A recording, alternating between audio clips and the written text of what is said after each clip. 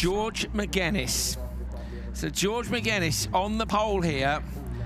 He qualified second. That is his best qualifying result. Last year, George just came to the final round here. I must say, George has been really, really fast today. And I think the yellow squad have raised the car a little bit since You said yesterday, didn't you? He qualified 6th last year in RV, because that was his first time in the car. He then did the whole of the NRX series. But a bit like Casper Janssen, it's not that easy to compare because there was so much dirt over there, and that might suit a driver more. So he's come here. This is his first time at Höljes. He did well yesterday. Yesterday, where was he? Well, let's watch the start and see. So McGuinness on the front row versus Enlund gets a great start. George McGuinness going to get down to turn 1. It's Ole Henry Steinsolt in P3 going to slot in. Enlund, I think, is going to go straight to the Joker. It looked like he was, but it's Ole Henry Steinsolt who does instead.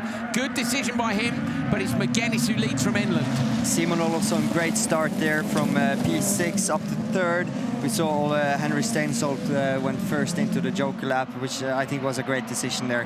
He had to get up to top 3 to be able to go to the final. So George didn't make it out of the semis yesterday, did he? Because he came and joined us up here. He was 6th in semi-final. He was very happy yesterday, following Oliver for all 4 or 5 4 laps. Today, he's beaten Oliver and Kevin in a couple of the sessions, I think. So he's George he raced the car. He won. He was P2 in 2 sessions, which is absolutely brilliant. I think he thought he was going to win 1, but that will be irrelevant. If he can get a podium here, I'm impressed by the rate at which he's learned. And it reminds me of Fraser McConnell.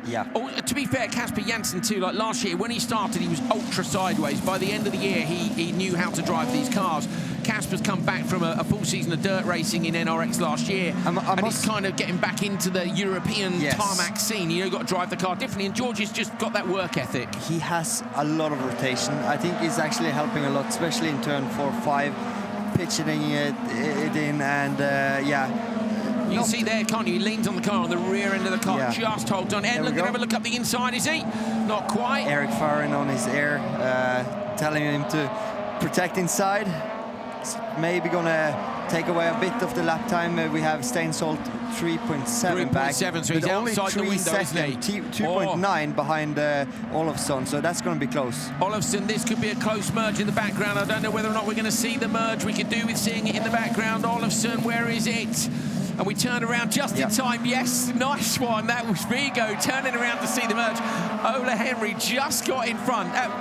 Vigo, you are a legend, mate. Nobody turned that round. That was absolutely brilliant, wasn't it? We can't turn camera positions 180 degrees, just the flying ones. And if you followed earlier, I had a go on the drone as well. I turned, but I flipped as well. So I thought when you said you'd flipped yesterday, I was like, well, you did loop the loop, and you're like, yeah, twice. I didn't realise you crashed afterwards. So you know, you neglected to mention that bit. McGuinness leads from Enlund, 0.4 between them. Expert is 3.3, back it's 3.9. Now they both go Joker, final lap, they have to.